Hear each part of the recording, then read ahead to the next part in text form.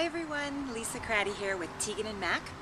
First, I have a very exciting announcement to make, and that is that our online site is finally up and live. So we are ready to go and in business. You can come and visit us at www.teganandmac.com.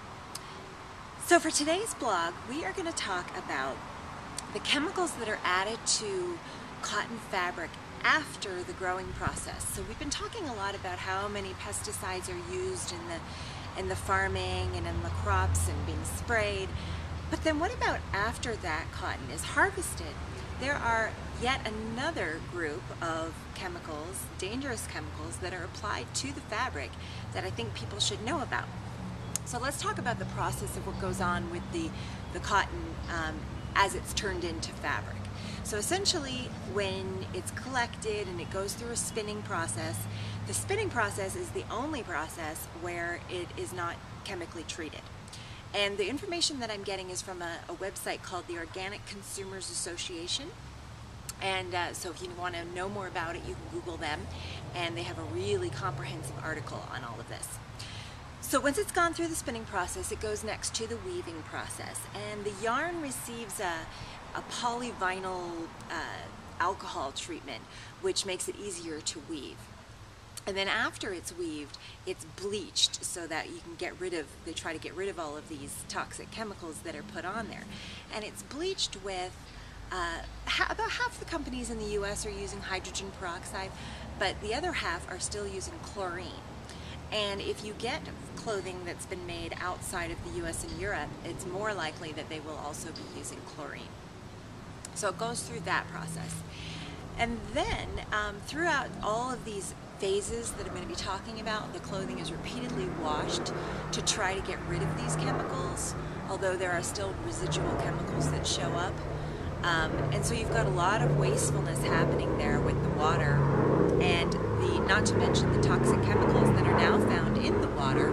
So you've got this toxic waste, essentially, that's come from the process. After it's gone through its weaving, the fabric is dyed, and there's a whole slew of chemicals that are poured onto the fabric in the dyeing process, and a lot of these dyes contain VOCs, heavy metals, which are known to cause serious health effects. Again, it goes through another washing process to try to alleviate how many chemicals are put into it. And then there's formaldehyde products that are put on. And yes, I did say formaldehyde. And what that does is, because the fabric has gone through such a punishment with bleaching, with chemicals being poured onto it, with multiple washes, it becomes well, not very soft, for lack of a better word. And as you know, cotton tends to wrinkle easily.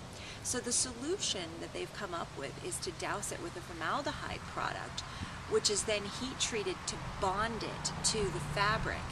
That's why it doesn't wash out, and your wrinkle-free cotton fabric stays that way, because the formaldehyde has been bonded into the fabric. And so this also is used as a softening agent, so to make your cotton feel softer after it's been through all of these processes. That's probably the most shocking one that's being used right now. And then you have the final process, which is the finishing process. And there are even more formaldehyde products put on in this process, and this also has to do with reducing shrinkage in the fabric and reducing wrinkling as well. I'm sorry, the finishing product is the one that cannot be washed out. That's the final one where they heat treat it and they bond it to the fabric. The one prior to that is in the dyeing process, and that's where they put formaldehyde on as a fixative for the dyeing process. So you can see that your cotton fabric is going through a whole slew of chemical processes as it's being turned into fabric, from the cotton to the fabric. And that doesn't even count the millions of pounds of pesticides that are being poured onto it during its growing process. So that's it for today.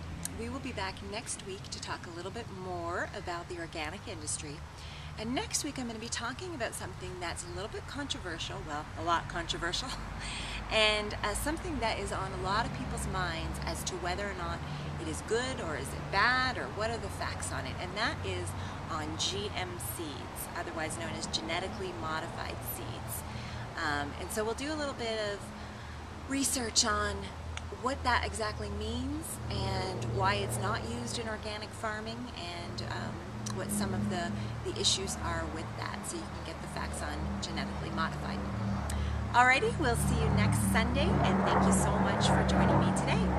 Take care.